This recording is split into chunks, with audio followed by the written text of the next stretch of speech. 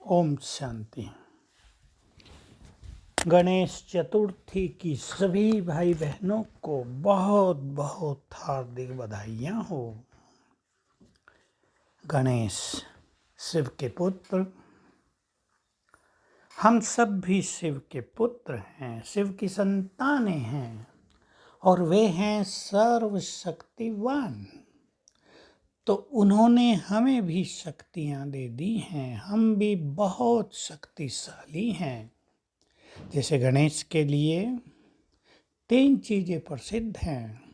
वे बहुत बुद्धिमान हैं, बहुत शक्तिशाली हैं और विघ्नों को नष्ट करने वाले हैं, सिद्धिदाता भी हैं।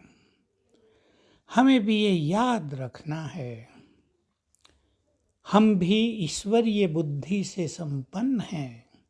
स्वयं ज्ञान सागर शिव ने हमें सत्य ज्ञान देकर ईश्वरीय बुद्धि प्रदान कर दी है। तो हमारे पास श्रेष्ठ विवेक भी है, ईश्वरीय विवेक भी है और बाबा से बहुत सारे वरदान हमें मिले हैं, वे अविनाशी हैं। तो हम सिद्धिदाता भी बन जाते हैं। उनसे हमें शक्तियाँ भी मिली हैं, विघ्नों को नष्ट करने की शक्ति हमारे पास है। कोई भी विघ्न आता है जब हम ये भूल जाते हैं कि मैं बहुत शक्तिशाली हूँ और विघ्न विनाशक हूँ, तो विघ्नों के प्रभाव में आकर हम अपनी स्थिति को बिगाड़ लेते हैं। लेकिन रोज सवेरे हमें कुछ चीज़ें अपने को याद दिलानी है। हम एक लिस्ट बना ले 5-7 चीज़ों की जो रोज सवेरे स्वयं को याद दिलाएंगे। मैं बहुत शक्तिशाली हूँ, विघ्न विनाशक हूँ। जो विघ्न मेरे सामने आया है उसको नष्ट करने की शक्ति मेरे पास है। हमें यह भी याद रखना है, जो लंबे समय से निर्विघ्न जीवन जीते हैं वही विघ्न विनाशक बन जाते हैं।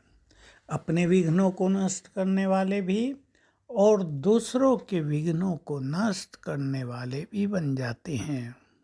तो गणेश चतुर्थी पर हम सभी अपनी ईश्वरीय बुद्धि पर ध्यान दें, चेक करें, मेरे पास ईश्वरीय बुद्धि है या केवल लौकिक बुद्धि।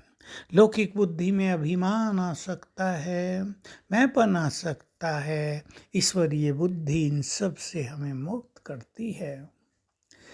ज्ञान हमें ज्ञान सागर से मिला है, तो हमें चिंतन करना है कि हम ज्ञान को याद रखते हैं, कौन सी बातें हमारे चिंतन में रहती हैं।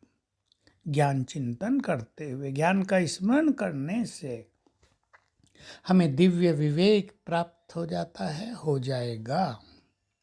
हमें अपनी शक्तियों को भी चेक करना है कि कहीं व्यर्थ संकल्पों में हम अपनी शक्तियों को बहा तो नहीं देते हैं। शक्तियाँ तो हमारे पास हैं, कहीं वो सो तो नहीं रही हैं। सोई हुई शक्तियों को हमें जगाना है मास्टर सर्वशक्तिवान की स्मृति से। और अच्छी तरह से आज चेक कर लें, हम विघ्न आने पर परेशान हो जाते हैं या अपनी स्थिति को स्थिर रखने में समर्थ होते हैं। इसमें सद्ज्ञान का प्रयोग भी और शक्तिशाली होने का अनुभव भी हमें बहुत मदद करता है। विघ्न तो आते हैं, सबके पास आते हैं, तन के भी आ जाते हैं, परिवार के भी आते हैं, बीमारियों के भी बहुत ज़्यादा आते हैं, काम धंधों में पैसे के विघ्न और आजकल दुनिया में संबंधों के विघ्न सबसे भारी पड़ रहे हैं मनुष्य को, क्योंकि उसमें अपनापन होता है, उसमें आत्मिक भाव बनाते चलें। तो इन सब को मिलाकर जब हम चलेंगे तो विघ्न कम से कम आएंगे और विघ्नों को हम नष्ट भी कर पाएंगे। पहले तो हमें ये कला सीखनी है कि निर्विघ्न जीवन रहे।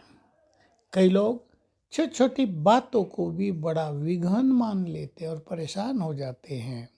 और कई लोगों के लिए कॉमन बात होती है, भाई ये बात तो आती है, ठीक है चली जाएगी, तो वो शक्तिशाली रहकर उन चीज़ों को समाप्त कर देते हैं। तो जितने हम हल्के रहेंगे, विघ्न भी हल्के होकर नष्ट हो जाएंगे। तो आज से सभी गणेश बन जाएं, बाबा की बातों को ग्रहण करते हुए अपने जीवन को निर्विघ्न बनाएं और दूसरों के लिए विघ्न विनाशक बन जाएं। ओम शांति।